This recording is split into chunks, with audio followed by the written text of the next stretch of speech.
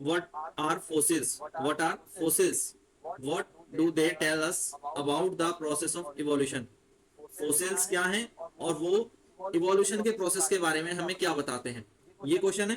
तो फोसिल्स क्या है ये तो हमको सबको पता है। जो भी ऑर्गेनिज्म डेड हो जाते हैं तो उनके जो रिमेनिंग्स होती हैं, remaining of organism that once exist on earth, जो कभी पर रहा करते थे और आज उनके जो अवशेष हैं वो हमें जमीन के अंदर दबे हुए मिलते हैं, उन्हें ही हम फॉसिल्स कहते हैं या हिंदी में कहते हैं जीवाश्म, फोसिल्स।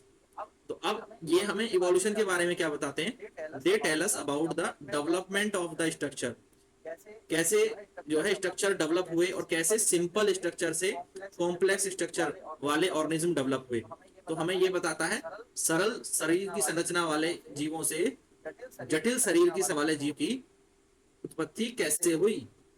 ठीक है, यानी सरल से जटिल की ओर विकास कैसे हुआ, इसके बारे में समझने के लिए हमें फोसिल्स हेल्प करते हैं, मदद करते हैं।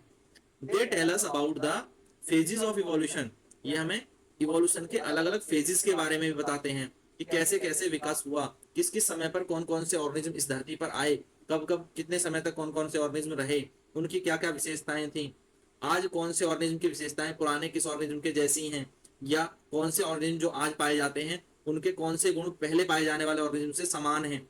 ये सब हमें समझने को मिलता है किससे, प्रोसेस ऑफ इवोल्यूशन को समझने में हेल्प करते हैं, फोसिल से समझने को मिलता है।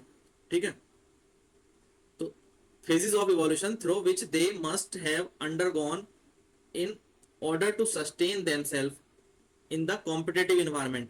और जब हम phases of evolution को समझते हैं कि विकास कैसे कैसे हुआ, कैसे कैसे जीव जो है इस धरती पर आते रहे, कुछ खत्म हो गए कुछ नए आए, तो इससे ये भी पता चलता है कि जो इन्वायरमेंट में चेंजेस आते रहे, इन्वायरमेंट में जो नए नए चैलेंजेस पैदा होते रहे समय समय पर, उन चैलेंजेस को इन ऑर्गेनिज्म ने कैसे फेस किया, कौन से ऑर्गेनिज्म इसमें फेस कर पाए, कौन से जीवित रह पाए, कौन से सस्टेन कर पाए और क्यों सस्टेन कर पाए, उनमें ऐसी क्या प्रॉपर्टीज थी कि वो सस्टेन कर पाए, ये हम समझ पाते हैं।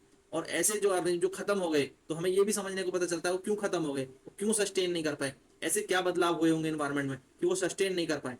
तो फोसिल्स का बहुत इंपॉर्टेंट रोल होता है हमारे हिस्ट्री को समझने के लिए, ऑर्गेनिज्म की हिस्ट्री को समझने के लिए, ऑर्गेनिज्म के इवोल्यूशन को समझने के लिए। ठीक है, तो ये चीज आपको समझ में आ गई, क्लियर है।